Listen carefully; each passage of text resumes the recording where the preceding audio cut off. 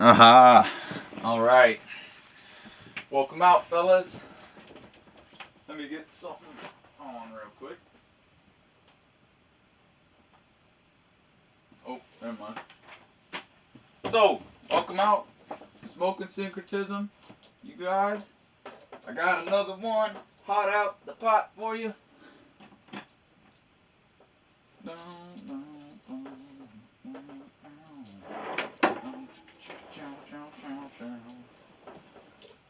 So,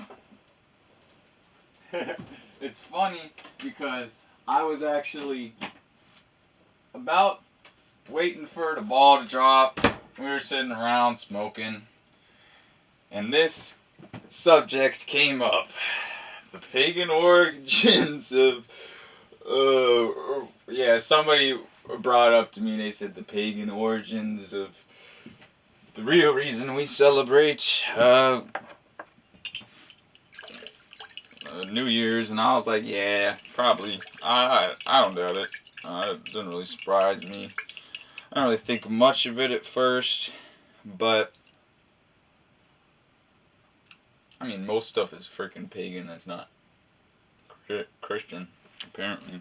Or everything. I don't know. But yeah, and I actually, it's funny because sometimes you take in a lot of information and stuff like about different things, and it doesn't really click for you till somebody comes and reflects it back at you, you know.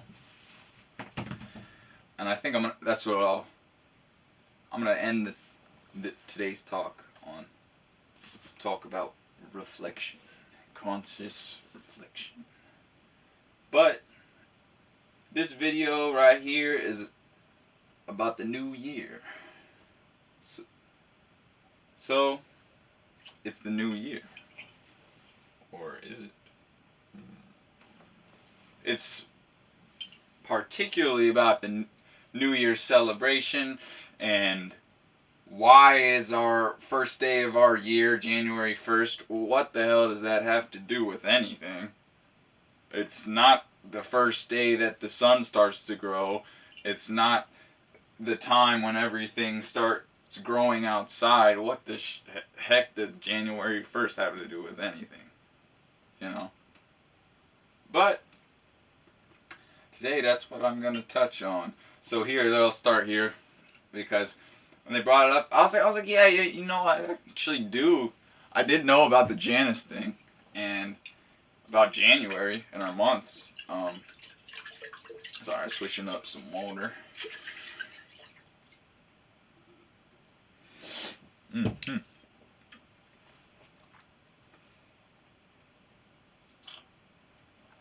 So, July's Julius Caesar. Like I knew that all these months were added in, um, or names changed or whatever when we got the Roman calendar. And I feel like we really do have 13 months. We don't have 12 months.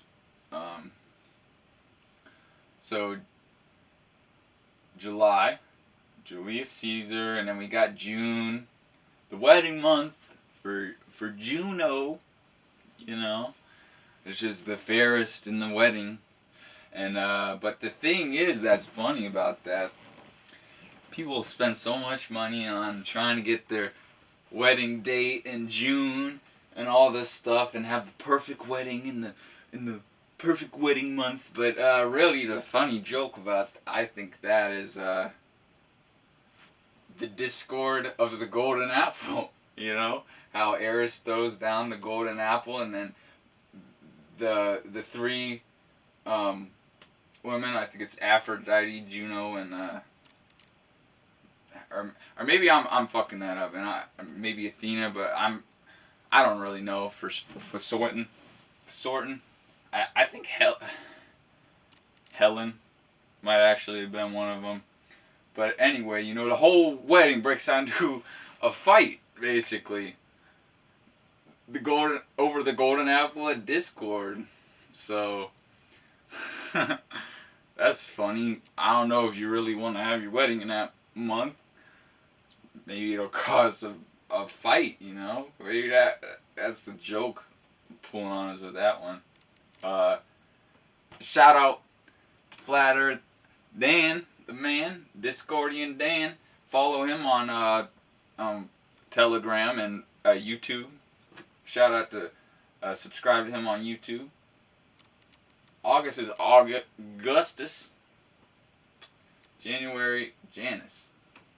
Yeah. Shout out to the brother Dan.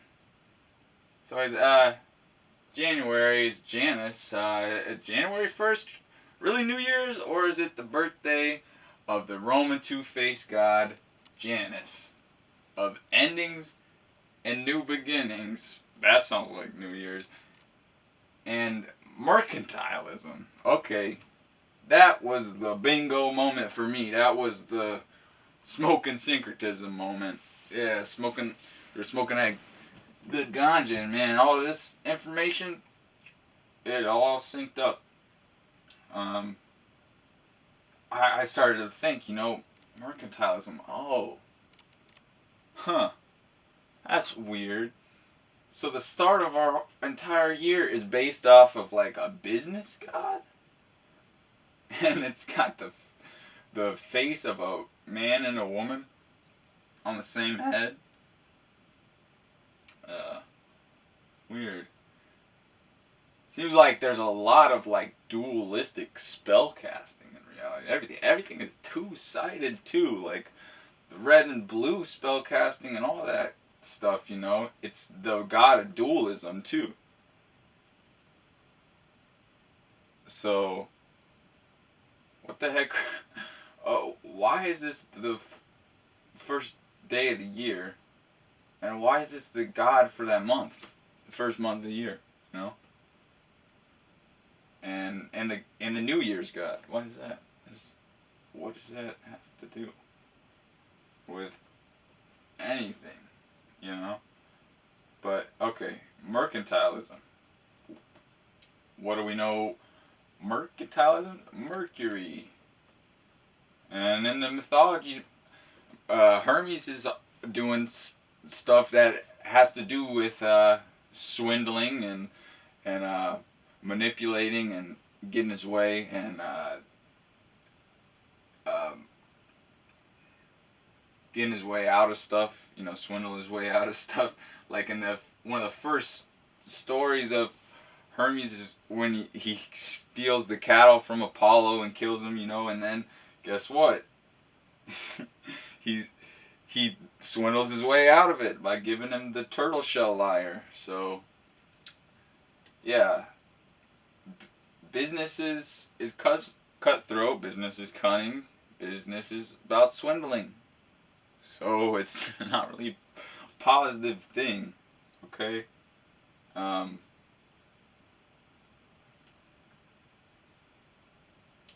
yeah, and we have these symbols all over in our culture. Um, Over here. But yeah, okay, so when we get over here, I gotta tie in Aphrodite right here, because otherwise it wouldn't make sense. Because the next point I'm about to make includes Aphrodite. So, Aphrodite, she's born out of the sea. That was one of the things that I kind of skipped over yesterday that I forgot about, was that she came out of the sea. She was birthed out of the sea, and look, Statue of Liberty in the sea. Okay? Oh. Alrighty. I'm gonna go ahead and read this for you. Aphrodite's origins. Okay? So, Hesiod tells of her marine birth from the severed genitals of the primordial god Uranus. um, Homer describes Aphrodite as the daughter of Zeus and Dione, but This, I think, makes more sense with the Uranus tie. Um, yeah, it's funny though. Hesiod tells of a marine birth from the severed genitals of the primordial god Uranus.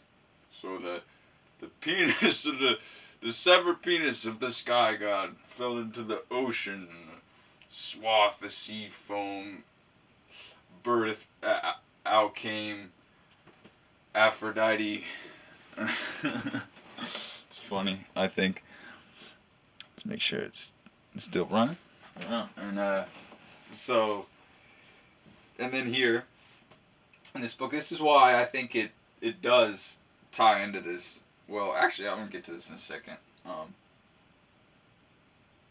So, Aphrodite's obscure origins have conflicting tales. She's not native to early Greek religion, but seems to have developed over many centuries, influenced by a variety of Near Eastern goddesses, such as the Sumerian Inanna, her later Akkadian manifestation is Ishtar, and the Phoenician Astarte. Easter. The fertility goddess, um, or the or Babylon, whatever you want to call her, I guess. Because I mean, she is actually in the mythology. She gets fucked by like everyone. So I mean, so yeah, Astarte, Ishtar, Easter. You have all those fertility symbols of the egg. And everything is fucking in the spring, man. Okay, so. Uh, um, Cyprus Island, though. Okay? This is a kind of cool connection right here. So, during the complicated process of Aphrodite's genesis, Cyprus was fundamental. It was famed for its copper. The island was the crossroads of cultural interactions and traditions around the local fertility goddess. And Cyprus Island is famous for its copper. What is the metal of Venus? Copper. And this statue right here, Lady Liberty, made out of copper. So, back into this. Now, after we added that little stuff about Aphrodite, and this will tie in later too with the sea stuff. Hermes plus Aphrodite, they came together and they had a child, which is literally hermaphrodite. And the shit is a hermaphrodite. And you just look this shit up. Gross.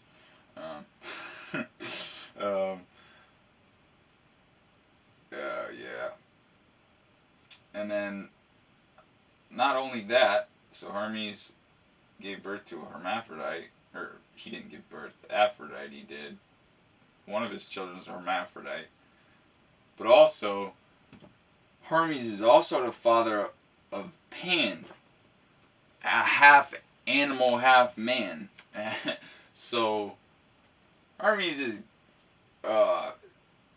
seed, man, is pretty fucked up, man. The seed of the wicked, maybe, like they say in the Bible, shall be cut off eventually.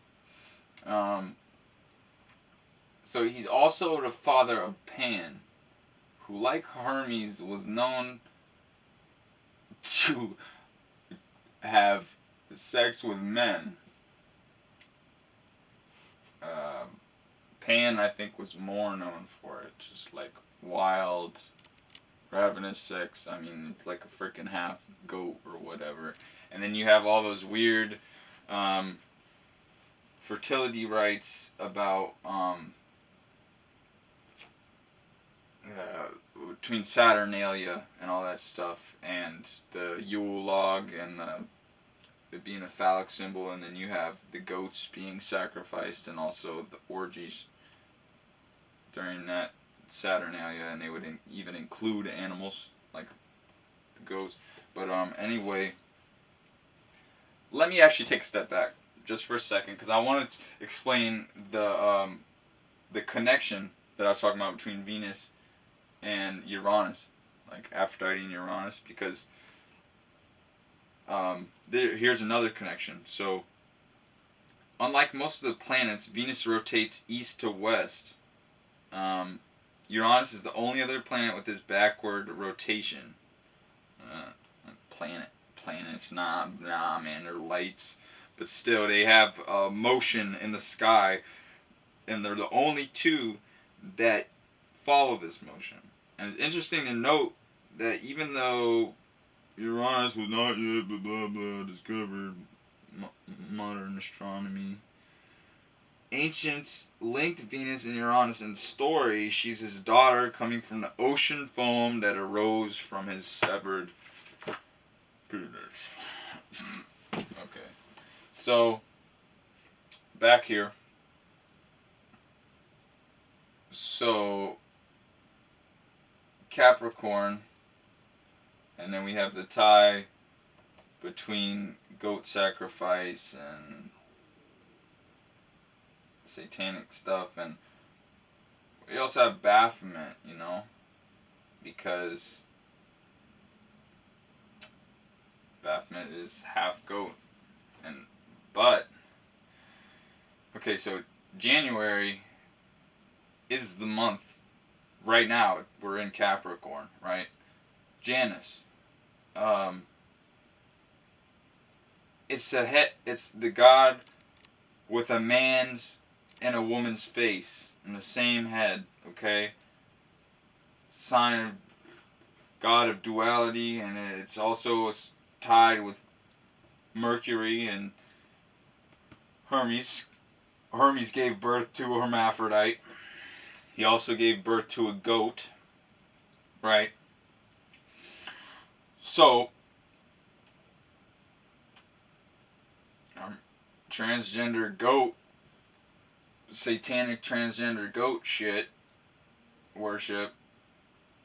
I think this was like a hinted innuendo put in this mythology, and it's maybe for the ones that were really into the symbolism stuff could really pick it up, and that was like their secret little god, and they made it into a satanic calendar symbol. This is the beginning of the year. It's not the new solar year. People want to say it's the new solar year, but no. I said that in my last video. New solar year is Christmas, you guys. What does January 1st have to do with anything? So, that's my personal take on this. When I was looking at this, this is the real satanic origin of the secular year. I mean, is it? I think it is. I think it's plausible, And here's another thing, okay? So, then we get down here, and this is the last thing I want to put in and make this little connection before I start talking about conscious reflection and wrap this all up with a nice bow. So, Aquarius is also in January, okay? Aquarius is, what do we know it's ruled by? It's ruled by Uranus and Saturn, okay? But also,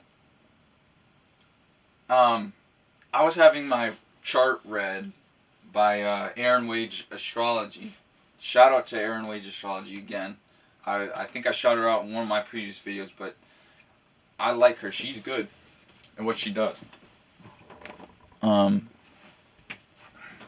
yeah, she was telling me that Aquarius is actually considered true home sign and unspoken exaltation of Mercury. Some astrologers actually consider it as that, and there's even a book written on it, I think. I forgot what she said it was called, but yeah, and I got my Mercury in Aquarius, and I would say that yeah, I can feel a bit of that communication and stuff like really affected me. So I do say there is something to that. There definitely is.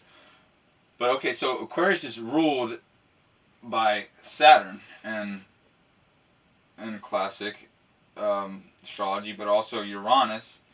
And what do we know? Saturn is also in Capricorn too as well, but Saturn is exalted in Aphrodite's sign of Libra. Okay. And also, isn't it strange how Virgo is ruled by Mercury, but it's also the same archetype? Okay, so there's that connection for one. And then for two, Saturn exalts in Libra, but it's also the ruler of Aquarius, which also has ties to Mercury. And then Uranus is the co-ruler of Aquarius, which is the father of Aphrodite, right? She came from his severed penis, right? Out of the freaking swath of semen foam. So, jokes aside though, there's a weird, yeah, this is a weird, kind of weird, like sexual innuendo, like fallen kind of stuff for this old cultures and this stuff that I feel like they sneak in, to our, even to our calendar, you know. And I mean, I do think that it's poetically written in a way that you can see how over the generations of the gods that they fell further into immorality, and Zeus and his sexual immorality goes into Hermes, which becomes worse, which becomes into Pan, which is literally just a half goat fucking anything, and then a hermaphrodite. So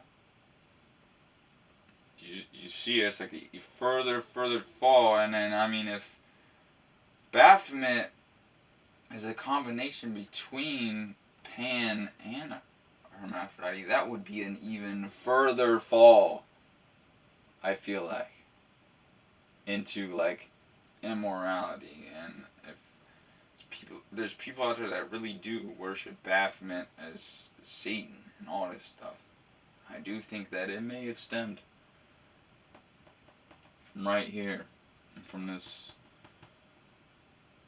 whatever weird Roman secret societies they started making back then. And here's the last weird sexual connection. Is Zeus was known in the mythology of Aquarius. Zeus was known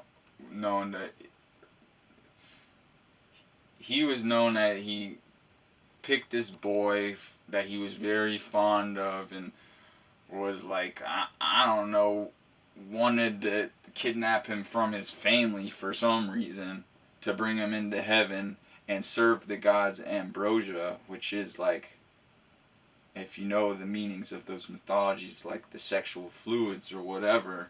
So it's really kind of strange that it's a young boy, you know, and Zeus kidnapped him from his family.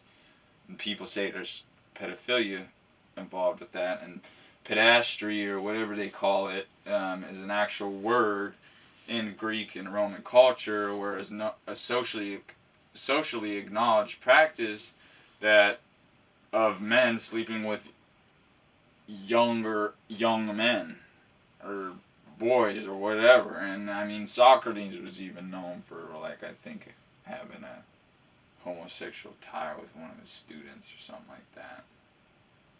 And I think that's just pretty sick, honestly. But Mercury, okay, Hermes also has a tie to this, okay?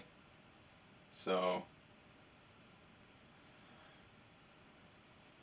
apparently Hermes had a young male lover named Crocus that he accidentally killed playing the game of discus, and he turned him into a red crocus flower, a scarlet crocus flower, something like that. So, yeah, so pedoness carries on from Zeus to the next generation. You see what I'm talking about? It's like the fall through the generations. But anyway, you guys, here's what I got to say about reflection. Okay, you may take in a lot of information throughout your life, and then it takes, in order for it to sink together and all sink in and all fit together like a jigsaw. Sometimes you need to just sit down and have a moment of conscious reflection. And you can do this by yourself, or you can do it with another person. And it's a beautiful saying that you hear people say, and they say, people are all mirrors, really, and we're all just reflecting the light within us back at each other. Or people say we're all mirrors reflecting the light of God back at one another. And or even when it comes to discord or like a nasty attitude with someone, you don't want to hear attitude, don't give attitude. You don't want to get lip, don't give lip. Don't get what you give. Don't dish what you can't take. But real beautiful thing about reflection is if you even I think about this in my mind this way, and I just want to share it with you guys because I feel like it's useful. And if you think about like mirrors, you could have a dim light in a room, and you can use mirrors to reflect that light and to make more light. And if you turn those mirrors towards each other and reflect the light back at each other, then it'll create even more light. And if you even take a magnifying glass and you magnify the light, you create heat and a flame. So when you magnify that conscious light to people within each other, back at each other, then the light grows bigger. And it creates more consciousness, and it creates more awareness, and you guys are lighting up the spiritual darkness. So, shine on, man. Turn on your love light. Let it shine on me. Come on, baby. Turn on your light. Yeah. So, right on. Remember to have a moment for conscious reflection, you guys, and yeah. Heck yeah. Right on. Keep on living, guys. Let's get sustainable and let's get spiritual. Take care now.